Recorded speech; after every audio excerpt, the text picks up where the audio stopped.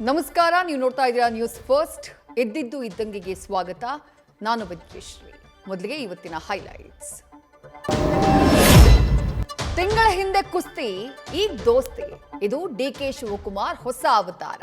ಕುರ್ಚಿಯ ಕನಸು ಸಾಕಾರ ಮಾಡ್ಕೊಳ್ಬೇಕು ಅಂದ್ರೆ ಚರಾಸ್ತಿ ಸ್ಥಿರಾಸ್ತಿಗಿಂತ ಸ್ನೇಹಾಸ್ತಿ ಮುಖ್ಯ ಅಂತ ಅರಿತಿರುವಂತಹ ಡಿಕೆಶಿ ಒಬ್ಬೊಬ್ಬರನ್ನೇ ಭೇಟಿಯಾಗಿ ಚರ್ಚೆ ಮಾಡ್ತಿದ್ದಾರೆ.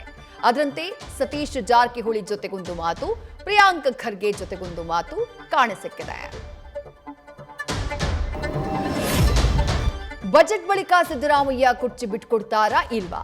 ಈ ಪ್ರಶ್ನೆ ಕಾಂಗ್ರೆಸ್ ಶಾಸಕರೊಳಗೆ ಕಾಡ್ತಾ ಇದೆ. ಆದ್ರೆ ನೇರವಾಗಿ ಪ್ರಶ್ನೆ ಮಾಡೋ ಧೈರ್ಯ ಯಾರಿಗೂ ಇಲ್ಲ. ಹೀಗಾಗಿ ಅಧಿವೇಶನದಲ್ಲಿ ವಿಪಕ್ಷ ನಾಯಕರ ಮೂಲಕ ಪ್ರಶ್ನಿಸೋಕೆ ಕೆಲವರ ಹಸ್ತಕ್ಷೇಪ ಶುರುವಾಗಿದೆ.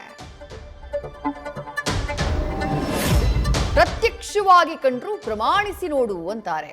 ಆದ್ರೆ ಕಿವಿಯಲ್ಲಿ ಕೇಳಿದ್ದನ್ನ ಪ್ರಮಾಣಿಸಿಯೂ ನೋಡುತ್ತೆ. ಸರ್ಕಾರದ ವಿರುದ್ಧ ಮುಗಿಬಿದ್ದಿದ್ದ ಬಿಜೆಪಿ ಸಾಮ್ರಾಟ್ಗೆ ಮುಖಭಂಗವಾಗಿದೆ. ಆರ್ ಅಶೋಕ್ ಹಾರಿಸಿದ್ದ 63% ಭ್ರಷ್ಟಾಚಾರದ ರಾಕೆಟ್ ಮೇಲ್ ಹೋಗಿ ಕೆಳಕ್ಕೆ ಅವ್ರ ಬುಡದಲ್ಲೇ ಢಮ್ ಅಂದ್ಬಿಟ್ಟಿದೆ.